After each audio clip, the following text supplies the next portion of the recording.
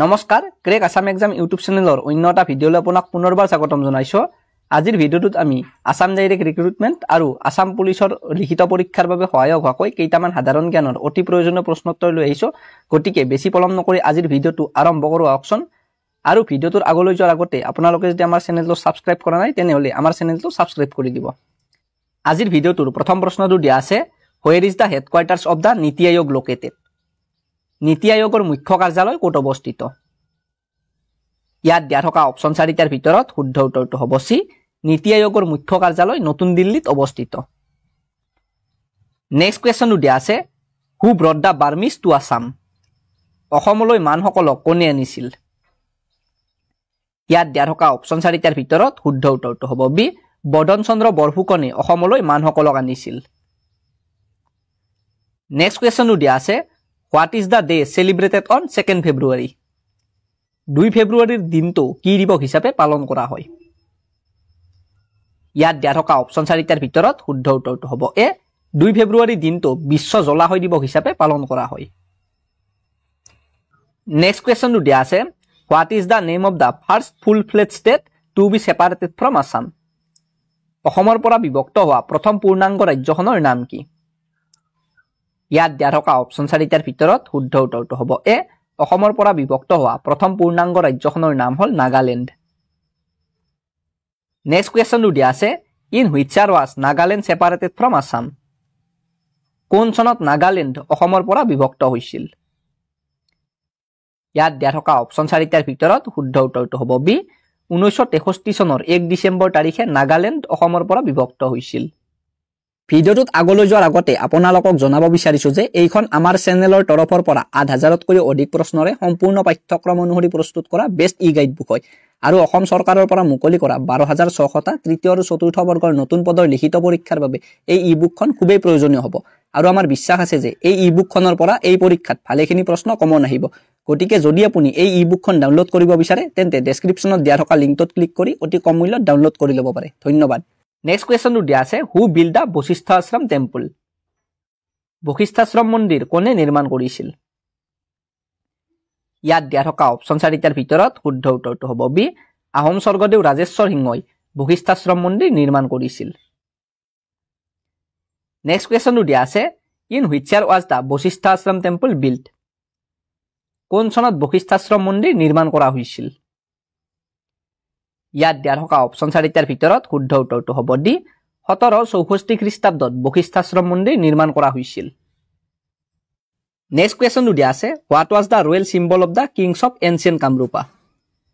প্ৰাচীন কামৰূপৰ ৰজাসকলৰ ৰাজকীয় প্ৰতীক কি আছিল? ইয়াত দিয়া থকা অপশ্যন চাৰিটাৰ ভিতৰত শুদ্ধ উত্তৰটো হ'ব এ, প্ৰাচীন কামৰূপৰ ৰজাসকলৰ ৰাজকীয় প্ৰতীক আছিল হাতী। নেক্সট কুৱেশ্যনটো দিয়া আছে, who was the first Barman king to perform the Ashwamedha yajna? অশ্বমেধ যজ্ঞ সম্পাদন কৰা প্ৰথম বৰ্মন ৰজাজন কোন আছিল?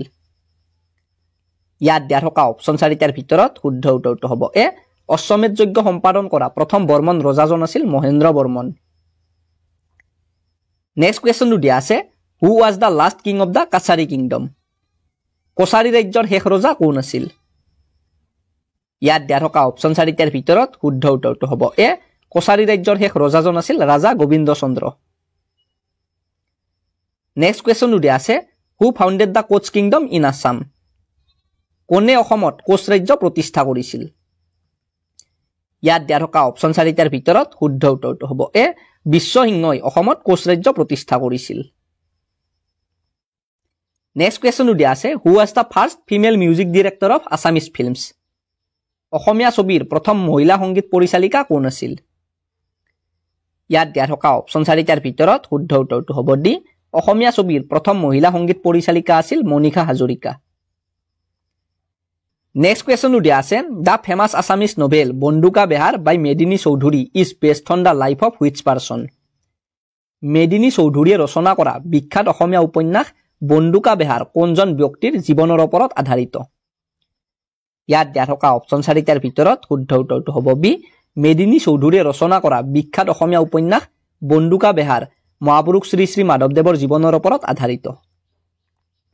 নেক্সট কুৱেশ্যনটো দিয়া আছে, হু ৰোড দ্য বুক অসমীয়া সাহিত্যৰ বুৰঞ্জী? অসমীয়া সাহিত্যৰ বুৰঞ্জী পুথিখন কোনে ৰচনা কৰিছে ইয়াত দিয়া থকা অপচন 4টাৰ ভিতৰত শুদ্ধ উত্তৰটো হ'ব এ অসমীয়া সাহিত্যৰ বুৰঞ্জী পুথিখন দেৱেন্দ্ৰনাথ বেজবৰুৱাই ৰচনা কৰিছে নেক্সট কোৱেশ্চনটো দিয়া আছে who is known by the pseudonym Ranju Hazarika in Assamese literature অসমীয়া সাহিত্যত কোনজন ব্যক্তিক ৰঞ্জু হাজৰিকা ছদ্মনামটোৰে জনা যায় ইয়াত দিয়া থকা অপচন 4টাৰ ভিতৰত শুদ্ধ উত্তৰটো হ'ব বি অসমীয়া সাহিত্যত কুমুদ চন্দ্ৰ হাজৰিকাক ৰঞ্জু হাজৰিকা ছদ্মনামটোৰে জনা যায় নেক্সট কোৱেশ্চনটো দিয়া আছে who is the speaker of the 18th Lok Sabha of India ভাৰতৰ 18 নং লোকসভাৰ অধ্যক্ষগৰাকী কোন ইয়াত দিয়া থকা অপচন 4টাৰ ভিতৰত শুদ্ধ উত্তৰটো হ'ব এ ভাৰতৰ 18 নং লোকসভাৰ অধ্যক্ষগৰাকী হ'ল ওম বিৰলা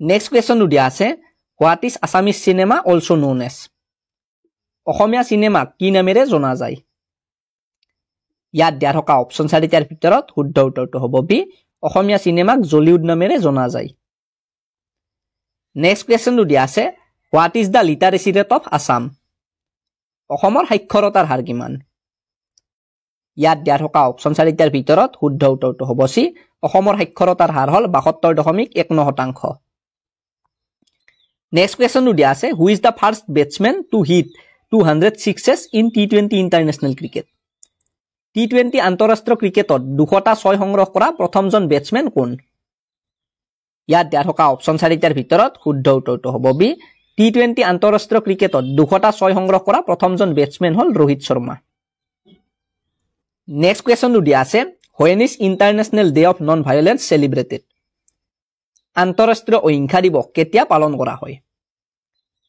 ইয়াত দিয়া থকা অপচন 4টাৰ ভিতৰত শুদ্ধ উত্তৰটো হ'ব এ প্ৰতি বছৰে 2 অক্টোবৰ তাৰিখটোত আন্তঃৰাষ্ট্ৰীয় অহিংসা দিৱস পালন কৰা হয় নেক্সট কোৱেশ্চনটো দিয়া আছে what was the name of the wife of Phrasengmung Borgohain Phrasengmung বৰগোহাঁইৰ পত্নীৰ নাম কি আছিল ইয়াত দিয়া থকা অপচন 4টাৰ ভিতৰত শুদ্ধ উত্তৰটো হ'ব বি ফ্ৰাছেনমুং বৰগোহাঁইৰ পত্নীৰ নাম আছিল মূলা গাভৰু নেক্সট কোৱেশ্চনটো দিয়া আছে what type of mirror is used as a side view mirror in a car বাহনৰ কাষত ব্যৱহাৰ হোৱা দাপনবোৰ কেনেকুৱা ধৰণৰ দাপন ইয়াত দিয়া থকা অপচন 4টাৰ ভিতৰত শুদ্ধ উত্তৰটো হ'ব এ বাহনৰ কাষত ব্যৱহাৰ হোৱা দাপনবোৰ উত্তল দাপন